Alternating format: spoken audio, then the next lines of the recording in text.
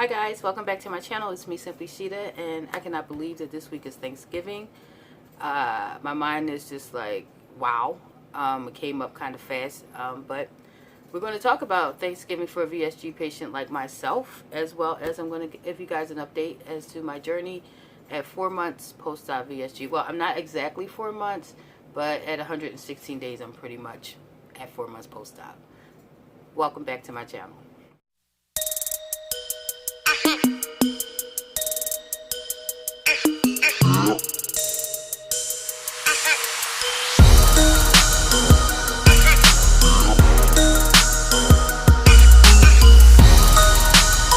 Talk to you guys today because there's been quite a few different things that have happened since my last video that I wanted to share with you, as well as talk about the upcoming holiday.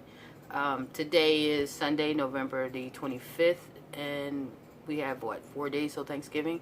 So I thought I would share what my plans are for Thanksgiving and some advice I would give to anyone that might be about to, you know, go out into their first Thanksgiving holiday post-op VSG.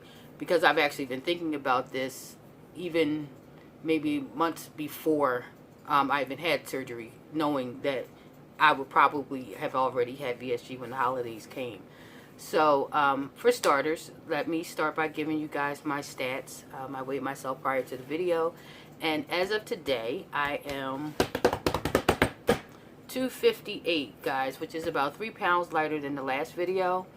For anyone that does not know my story, my highest weight, which was recorded in January of this year when I started my weight loss journey, was 258 pounds. The day of surgery, I was at 308 pounds, and that was on July 31st, 2019. And again, as of today, I am down to 358 pounds, which means I've lost 50 pounds towards my overall goal. But 50 pounds since surgery, 70 pounds total. And I am really, really happy about that, guys. I am. Because I feel so much better, and I never lost 50 pounds in such a short period of time. So, for me, yes, I'm really excited about that. With, of course, losing 50 pounds, I've also learned that there are going to be some challenges. I, since seeing you guys, had the pleasure of going out and hanging out with Mina of Mina's World.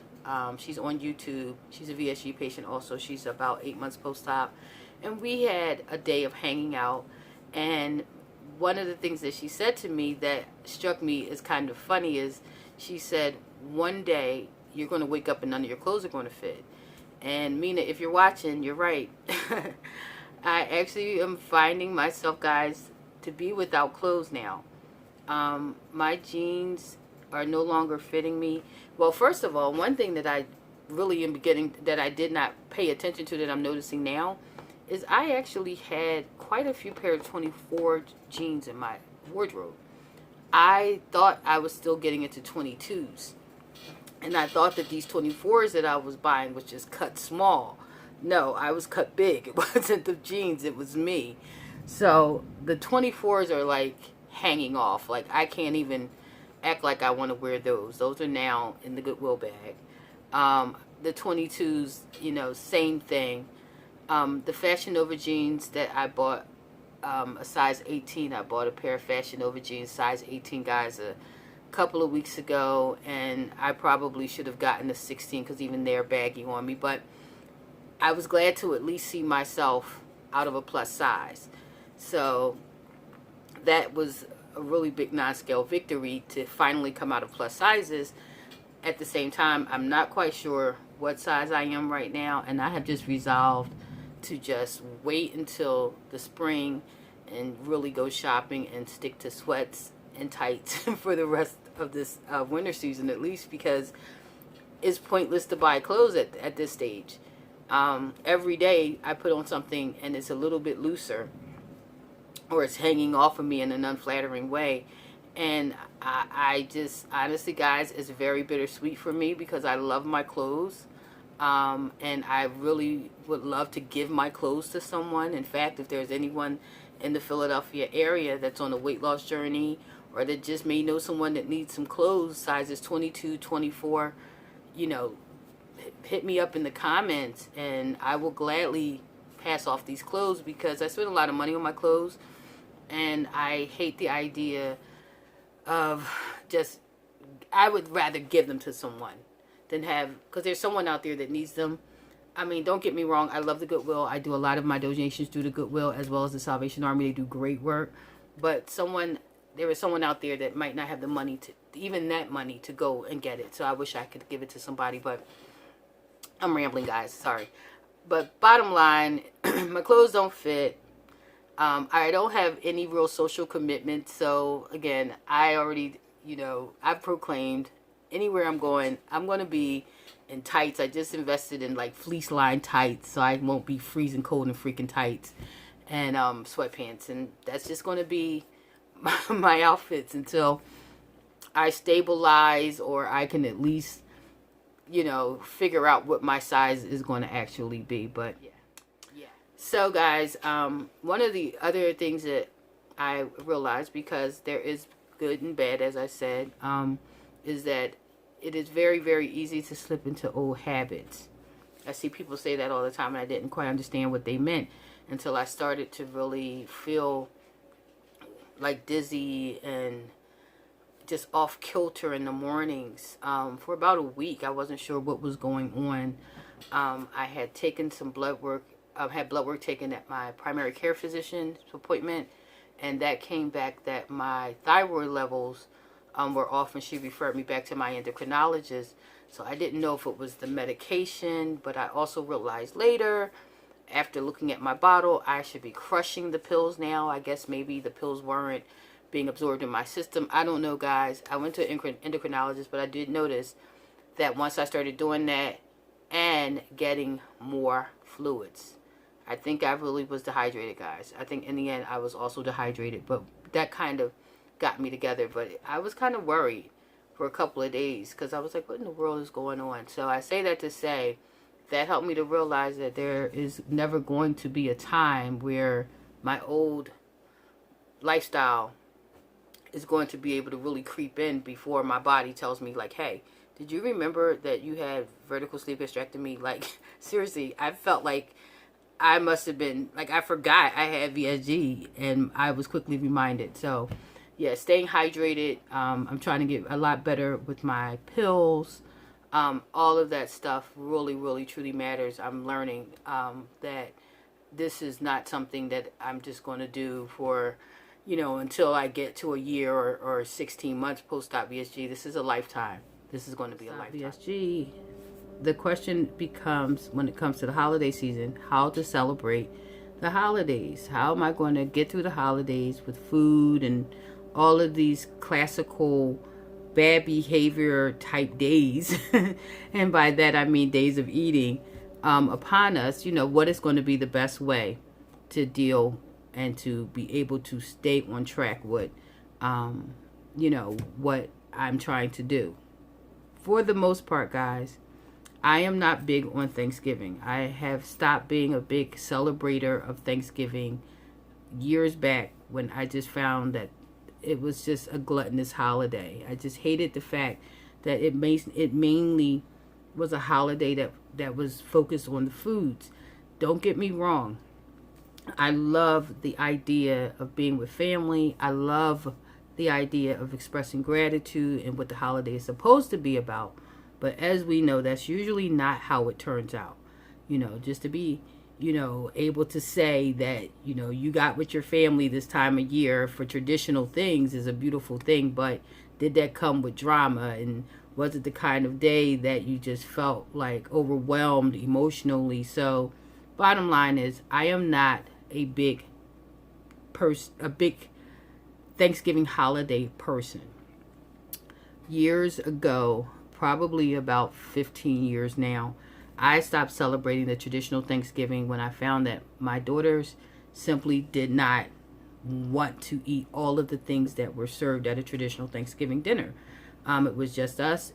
So a large turkey, with all the trimmings, just became to be wasteful. It was too much food. So I started back then, just saying, hey, let's make it about what we really like, what we really want to eat.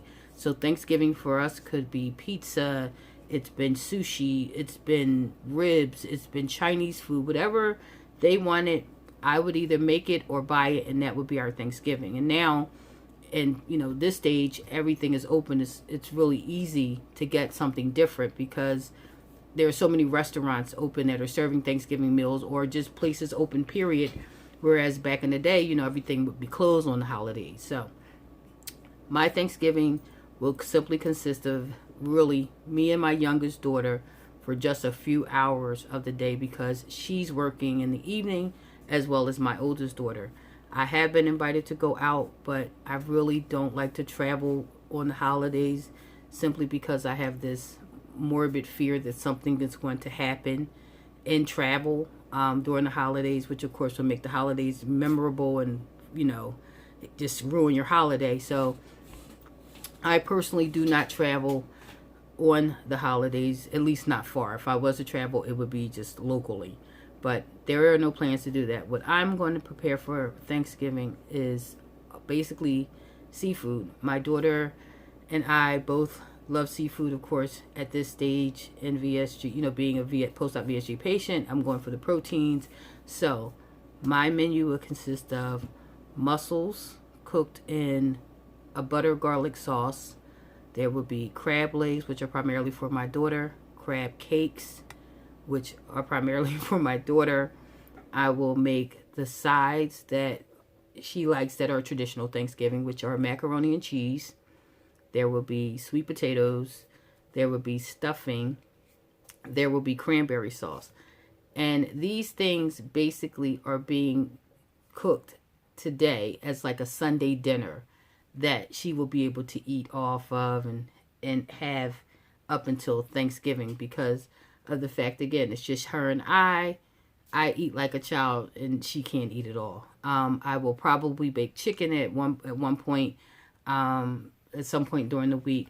But besides that, also we will have steamed shrimp. And I'll take pictures of my Thanksgiving meal and post it to Instagram and let you guys see what it came out to be. But for the most part, I'm just going to focus on like a protein-rich meal and just have enough for that day. It's not going to be this big, huge spread of food because, again, it's seafood, so it'll just last for my daughter and I for pretty much the day, maybe the day after.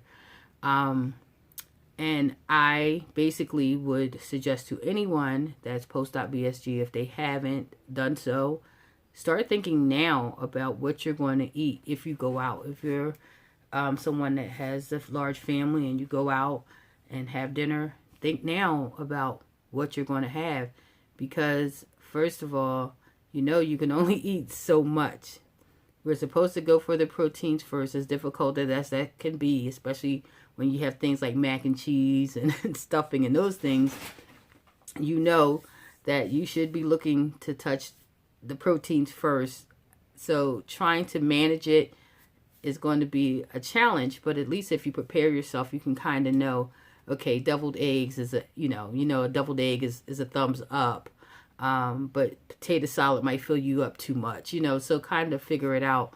Very recently, guys, since I've seen you last, I've actually gone out to lunch. First time that I had gone out for lunch. Actually, I've been out twice. It was the first time that I had been out.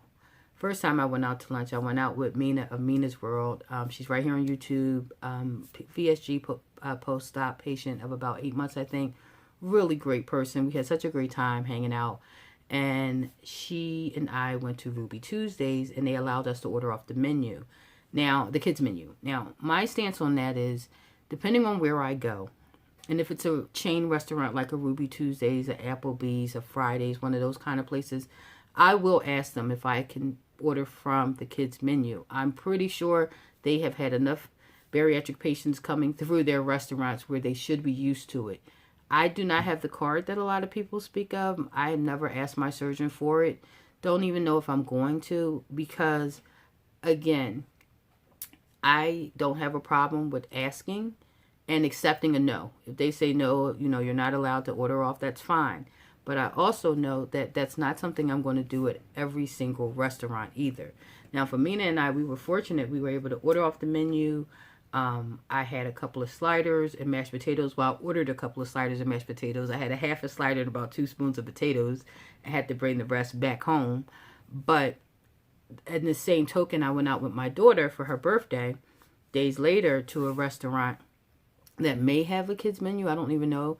It's a restaurant in Philly. If anybody's been to Philadelphia or been to the airport, probably have heard of it or tried the food. It's called Chicky and Pete's.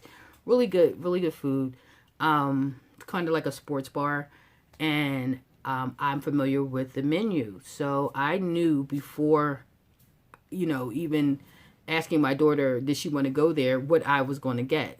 And I ended up ordering a soup, which I knew, it's a seafood chowder. I knew that soup would be full of protein. I can do soups a little bit easier. They go down a little bit easier than food. And I ordered a side of mussels. I ended up bringing over half of the soup home, and I was only able to eat about 3 or 4 of the mussels, and I brought those home. But at least I had already pictured in my mind the menu, what I was going to eat, and I felt satisfied. Eating out probably is going to be one of those things, guys, that I just probably pull away from. I actually enjoy cooking now. I always enjoy cooking, but I have a different relationship with food now. I have a different kind of respect for food, as well as what I put in my body.